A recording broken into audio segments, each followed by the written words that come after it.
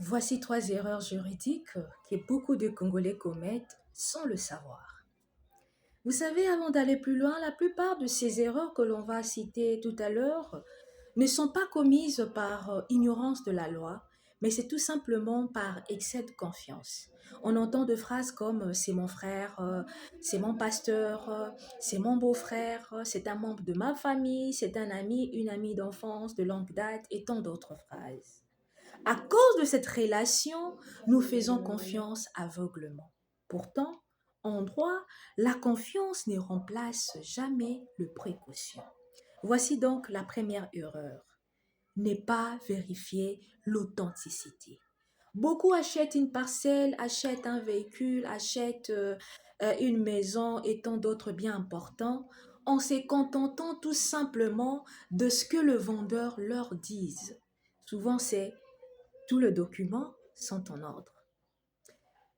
Mesdames et messieurs, vous devez savoir que même si le vendeur est une personne importante, une personne respectable ou influente, connue voire même, cela ne dispense jamais de procéder aux vérifications nécessaires auprès des autorités compétentes.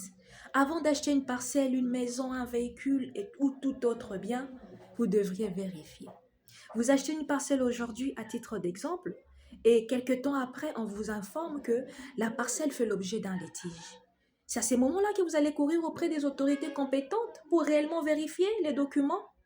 Vous achetez un véhicule ou une voiture aujourd'hui, quelques temps après, on vous informe que le véhicule est recherché ou que les papiers ne correspondent pas au véhicule. Ce sera à ces moments-là que vous irez chercher l'autorité compétente pour la vérification de l'authenticité.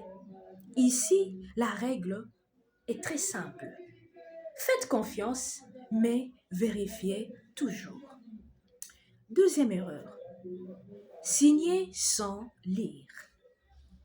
Beaucoup de personnes voient souvent des contrats, surtout des contrats qui ont plusieurs pages comme étant un piège, une perte de temps.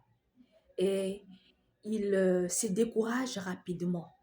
Et lorsqu'il y a ces découragements, ils préfèrent soit lire directement, immédiatement ou rapidement la première, deuxième, tantôt la troisième page et parcourent la dernière et concluent par la signature.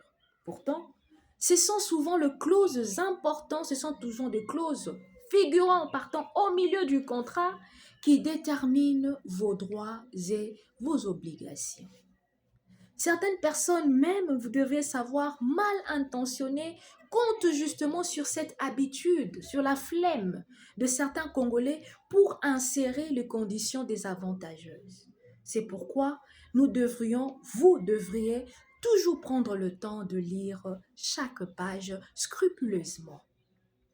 Si vous ne comprenez pas une clause, vous pourriez demander des explications. Ou soit, vous avez la ferme possibilité d'être assisté avant de signer. Et la troisième erreur, c'est de conclure un accord sans écrit ni signature. Parce que c'est un membre de famille, parce que c'est mon pasteur, parce que c'est un frère de l'église, c'est une amie de longue date et tant d'autres raisons.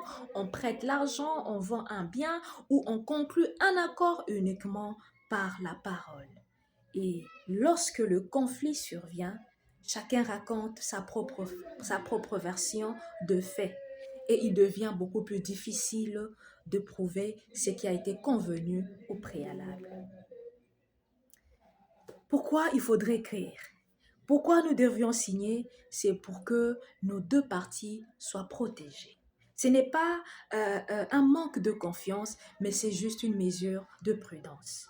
En termes de conclusion, ce que nous devrions retenir, c'est que, en droit, la confiance est importante, mais les preuves sont indispensables.